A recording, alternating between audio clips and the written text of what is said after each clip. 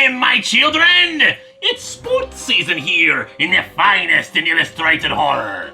Time to throw some blood bowls or listen to the cracks of bats and spine here in Creepy. We start our first inning off with Team Player. The baseball team known as the Sentinels have been having a bit of a mixed season. They've been winning games, but only thanks to a single one of their players, Carl Fletcher, who seems to be good in all positions on the field. At the post-game press conference, there's a lot of speculation that Carl will be traded to another team, but he announced that he'll be staying on for his last year playing the game, even if he has to do all the work himself. This riles up the other teammates, but Carl doesn't care. He knows he's better than everyone else on the team. Of course, his manager is even more upset. They stood to make $100 million by trading him. Carl still doesn't care though, until he mentions how he got so good. A drug that enhanced his own abilities, while draining the abilities of his entire team around him. Pretty sure this was the plot of Space Jam.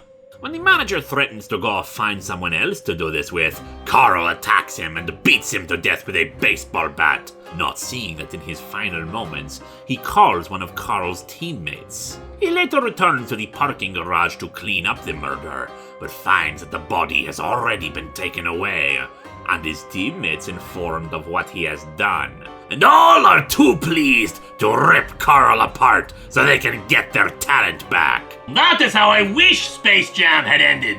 Unfortunately, the remaining rounds are less sports-themed, which is weird because usually when the cover introduces something like that, it goes throughout the rest. Not that I'm complaining though, because we have our next story, Mad Jack's Girl. The titular Mad Jack is the leader of a gang that kills an old shopkeeper. His girlfriend, Alice, seems to know about it, yet Jack denies involvement, though is more surprised when she mentions that he was messed up, not that he was dead, since he could have sworn he did kill him. Later, his gang rob an old woman's house, and another member of the gang insists on taking 50% of their earnings, given the work he's done, but Jack wants it as an even split among them all. In the scuffle, Jack kills his partner too.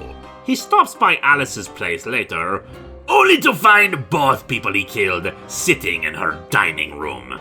They are very clearly dead and decaying, but Alice insists they're both okay, and she's just taking care of them after his attacks, like the old man. He lost an eye, but she's replaced it with a button. She kills Jack too, and sets him up at the table to ensure that she can take care of all three and make them all better. Ah, relationship goals.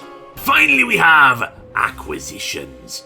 Rich old John Paul Major has died on his 99th birthday.